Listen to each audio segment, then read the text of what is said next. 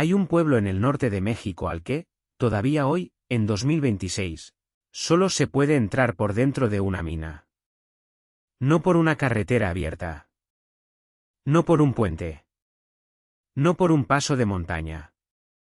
Para llegar hasta sus casas hay que meterse en un túnel de 2.300 metros excavado a pico y a dinamita, en las entrañas de la sierra, terminado en 1901 para sacar plata, y que más de un siglo después sigue siendo la única puerta de entrada y la única puerta de salida.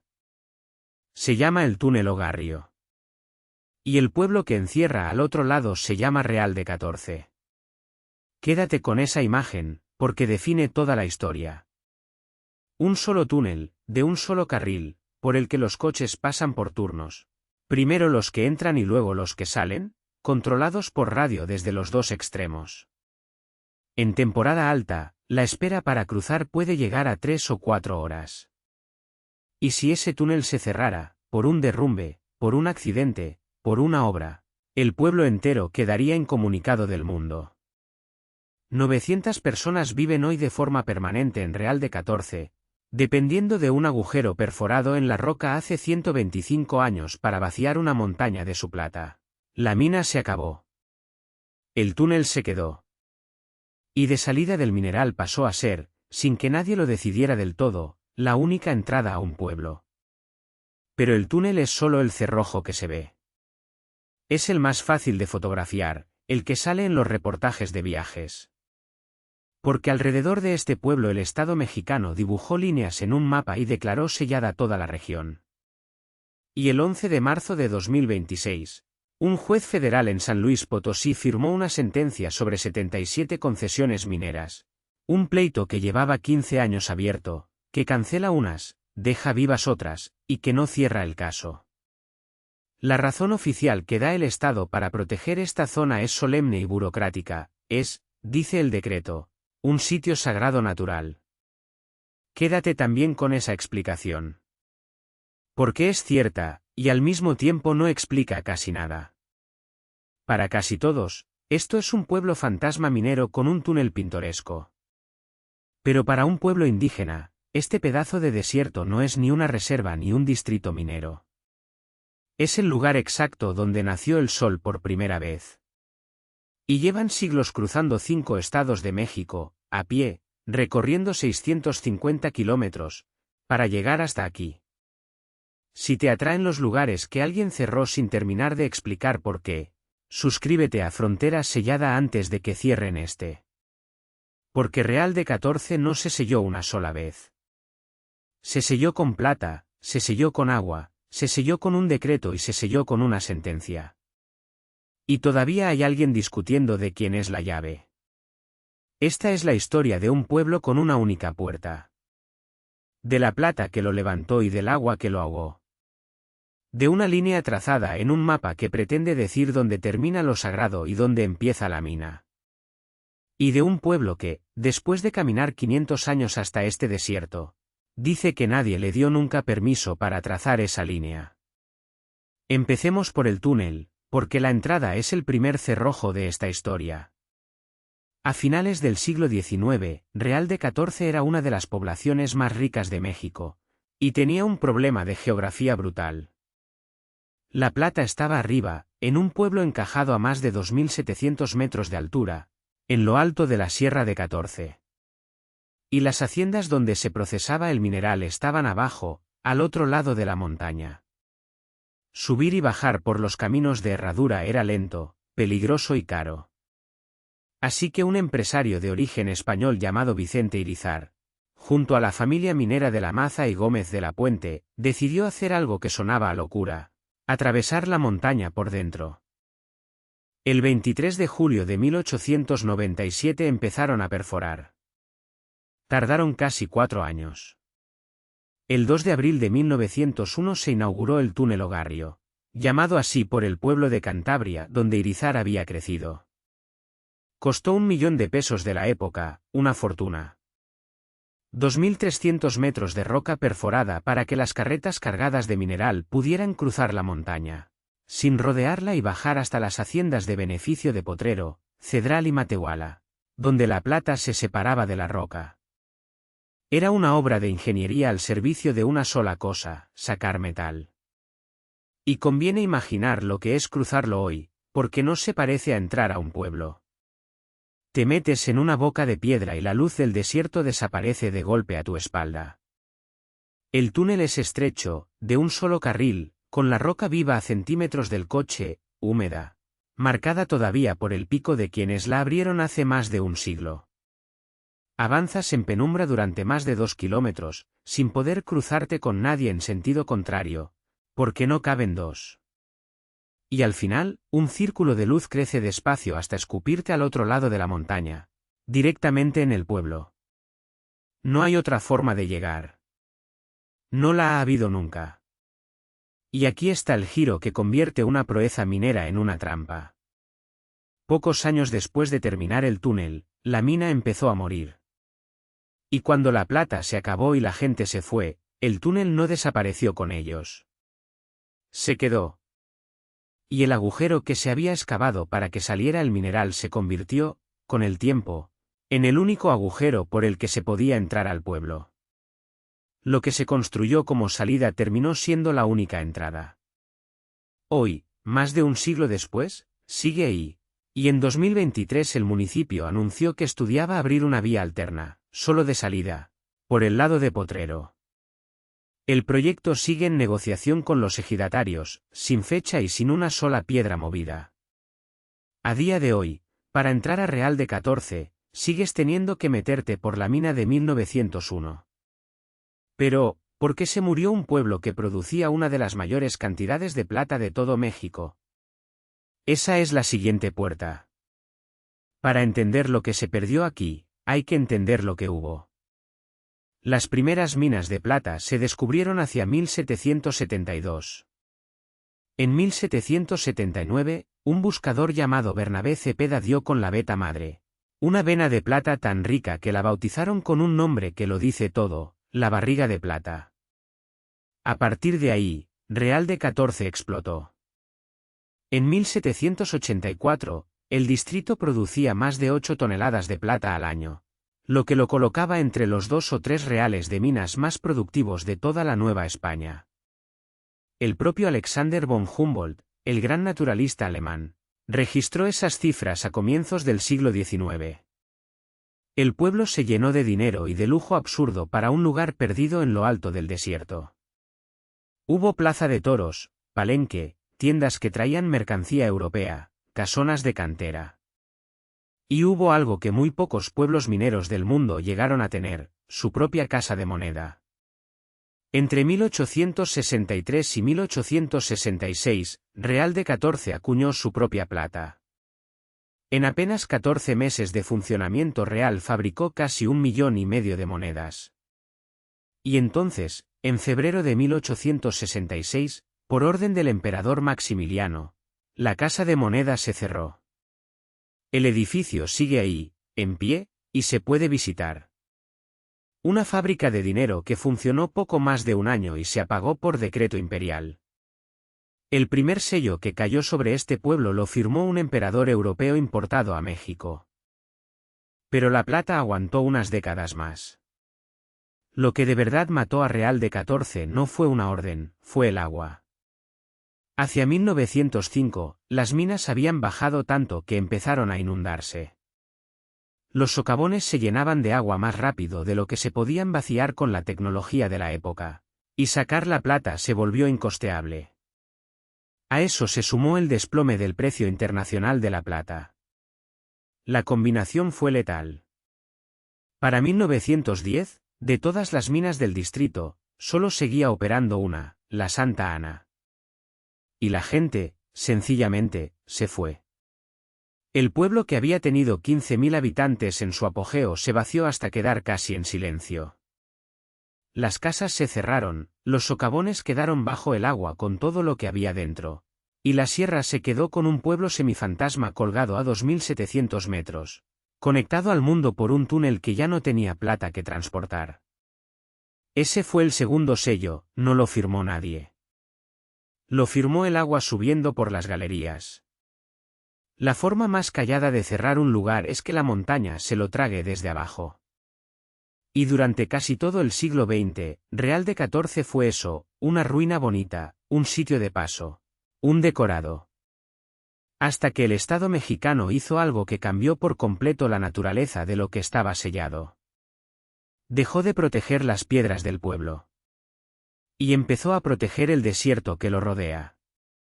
Porque aquí aparece la palabra que lo cambia todo, Wirikuta. El 19 de septiembre de 1994, el gobierno del estado de San Luis Potosí firmó un primer decreto que protegía unas 73.000 hectáreas de desierto alrededor de Real de 14, y lo hizo con una fórmula insólita en el lenguaje administrativo. No lo llamó reserva de flora, ni parque natural. Lo declaró, con estas palabras, sitio de patrimonio del grupo étnico Wixárika. Es decir, el Estado reconoció por escrito que ese desierto pertenecía, en algún sentido profundo, a un pueblo indígena. En el año 2000 ese decreto se amplió, y el 9 de junio de 2001 se firmó el definitivo, con el nombre que conserva hoy, Sitio Sagrado Natural de Wirikuta y la Ruta Histórico-Cultural del Pueblo Wixárika. 140.000 hectáreas. La institución que lo custodia es la Secretaría de Ecología y Gestión Ambiental de San Luis Potosí. Y su plan de manejo, publicado en 2008, prohíbe la minería en la mayor parte de esa superficie. Detente un segundo en lo extraño que es esto. El mismo Estado que durante siglos repartió esas montañas en concesiones para arrancarles la plata, de pronto firma un papel que dice que ese desierto es sagrado, y que pertenece a la memoria de un pueblo. ¿Qué es lo que vieron ahí, que ningún funcionario ve en una mina cualquiera? ¿Por qué este pedazo concreto de desierto, y no el de al lado? La respuesta no está en los archivos del Estado. Está en una caminata que empezó mucho antes de que existiera México. Los Wixáritarí, a quienes durante mucho tiempo se llamó huicholes, son uno de los pueblos indígenas que mejor han conservado su forma de ver el mundo en toda América. Viven en la sierra, repartidos entre Durango, Nayarit y Jalisco, a cientos de kilómetros de Real de 14. Y cada año, desde tiempos que se pierden antes de la conquista, hacen un viaje. No un viaje cualquiera. Recorren alrededor de 650 kilómetros, cruzando 5 estados de México, siguiendo una ruta que llaman Tatehuarihuajuyé, que significa el camino de nuestro abuelo fuego. Es una de las peregrinaciones vivas más largas del continente. Y su destino es exactamente este desierto, el de Real de 14. ¿Por qué caminar 650 kilómetros hasta un secarral en el altiplano potosino? Porque, para los Wixáritarí, no es un secarral. Es el lugar donde empezó el mundo. En el corazón de Wirikuta hay una montaña que ellos llaman Reunar, el Cerro Quemado. Según su cosmogonía, fue ahí donde Tau, el sol, emergió de la tierra por primera vez. El relato cuenta que el sol salió con tal fuerza que perdió una parte de su cuerpo en el esfuerzo. Ese cerro no es un mirador bonito, es, en sentido literal para ellos, el altar del primer amanecer, el punto donde se encendió la luz. Los peregrinos repiten cada año el viaje de sus ancestros míticos hasta ese lugar. Y como la lengua wixárika no tiene escritura tradicional, la peregrinación no es solo un acto religioso. Es el archivo. Es la forma en que los maracate, los cantadores y médicos del pueblo, transmiten el conocimiento de una generación a la siguiente. Cada paso del camino guarda un canto, una historia, un saber que no está escrito en ningún sitio salvo en el propio recorrido. Si se rompe el camino, se borra la biblioteca. Y en ese camino hay un elemento que el Estado tardó siglos en entender y que aún hoy se malinterpreta, el icuri, el peyote. Para los Wixáritarí, el icuri no es una droga. Es la encarnación del venado azul, el ancestro mítico del pueblo. Durante la peregrinación se realiza lo que ellos describen como una cacería. Buscan el peyote como quien rastrea un venado sagrado, y solo entonces, en ceremonias muy precisas, se recolecta y se usa de forma comunitaria. Su uso ritual está reconocido por la ley mexicana y protegido por convenios internacionales sobre pueblos indígenas. No es turismo. No es misticismo de catálogo. Es el centro de una tradición documentada por antropólogos desde hace más de medio siglo. Para ellos, arrancar ese desierto es arrancarles el origen. Ahora vuelve a poner las dos cosas juntas. Un pueblo que camina 650 kilómetros para visitar el lugar donde nació el sol. Y un subsuelo lleno de plata que vale millones. La línea que separa esas dos cosas es la grieta por la que se ha colado todo lo demás. Pero hay un dato que convierte esta historia en algo más que una disputa entre fe y dinero.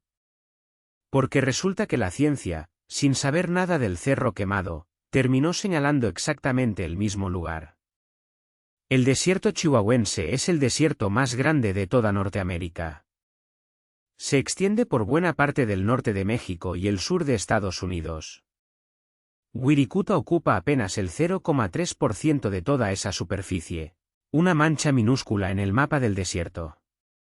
Y sin embargo, en ese pedazo diminuto se concentra, según los estudios oficiales que justificaron la protección de la zona, cerca de la mitad de toda la flora del desierto chihuahuense.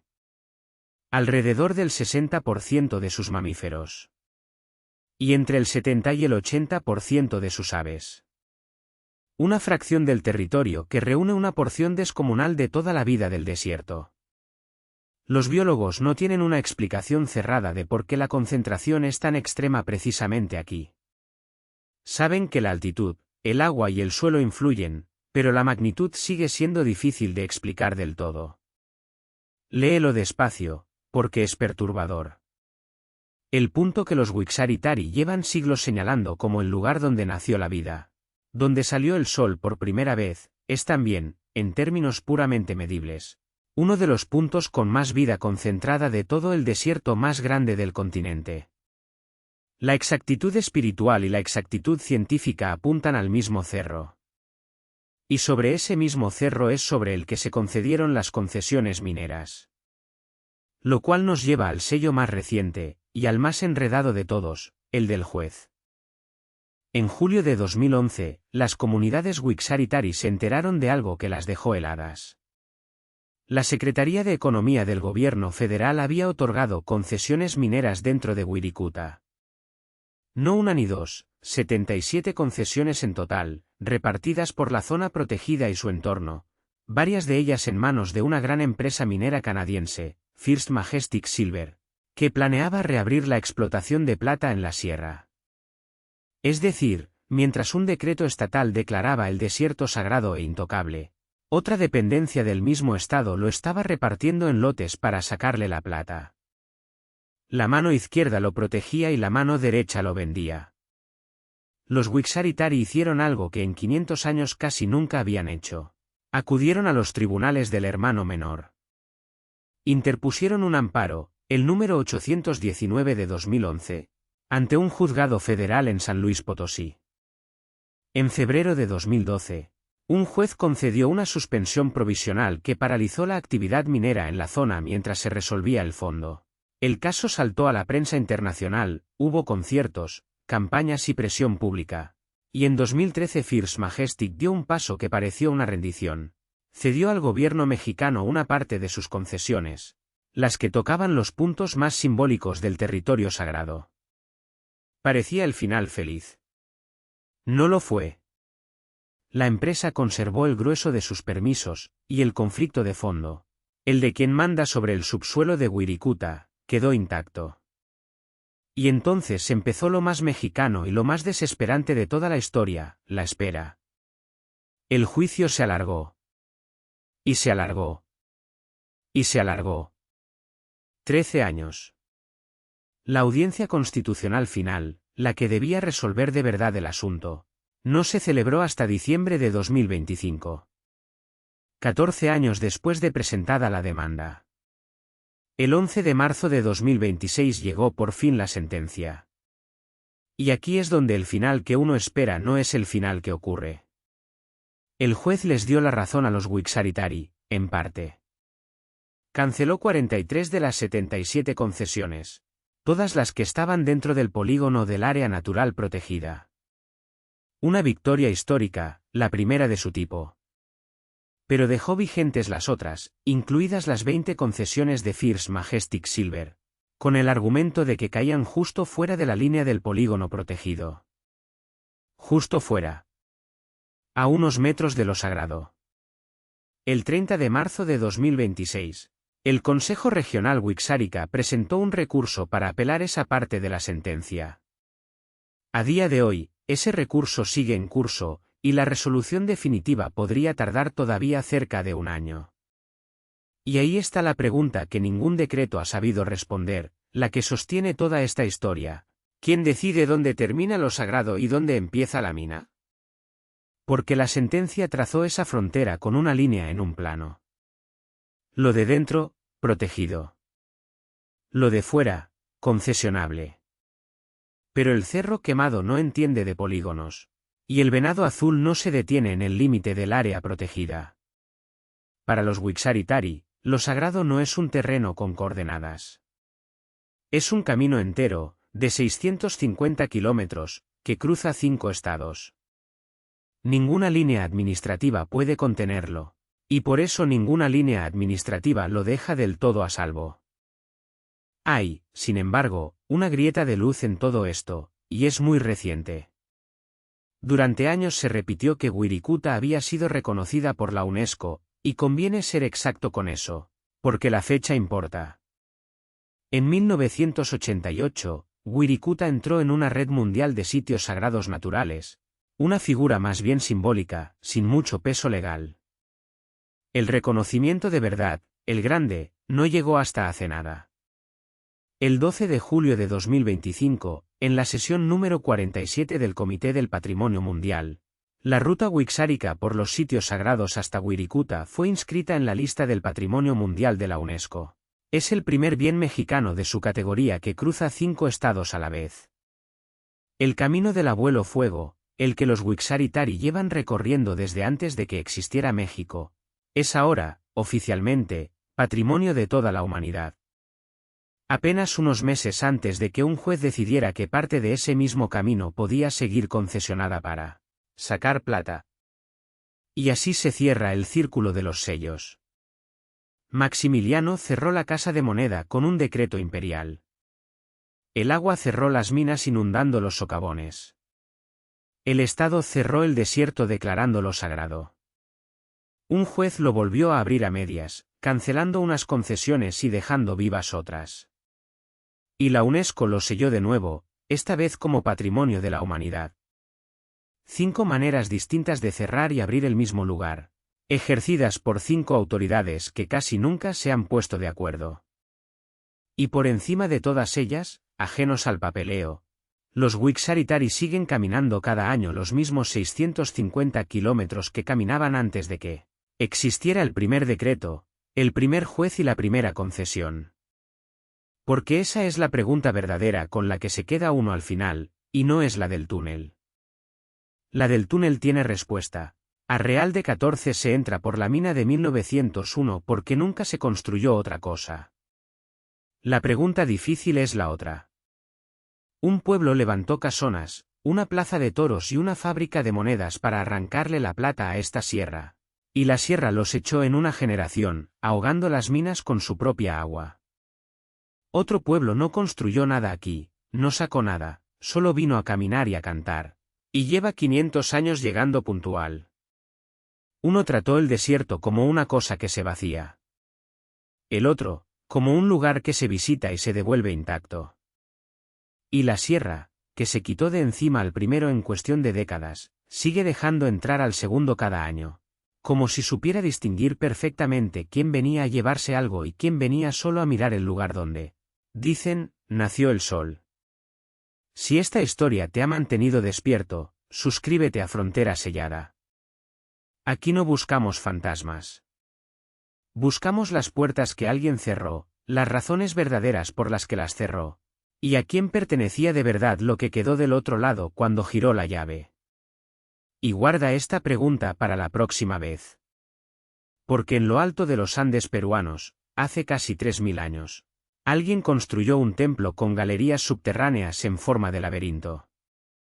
Túneles de piedra tan estrechos y tan oscuros que quien entraba perdía por completo el sentido de la orientación. Lo llamaron Chavin de Guantar. Y los arqueólogos que lo estudian han documentado algo inquietante sobre esos pasadizos, que estaban diseñados, a propósito, para desorientar, para confundir, para que el que entraba no supiera ya ni dónde estaba ni hacia dónde miraba. ¿Qué se hacía exactamente en esas galerías selladas bajo la montaña? ¿Y por qué alguien construiría un laberinto pensado para que te perdieras dentro? Es la próxima puerta de frontera sellada.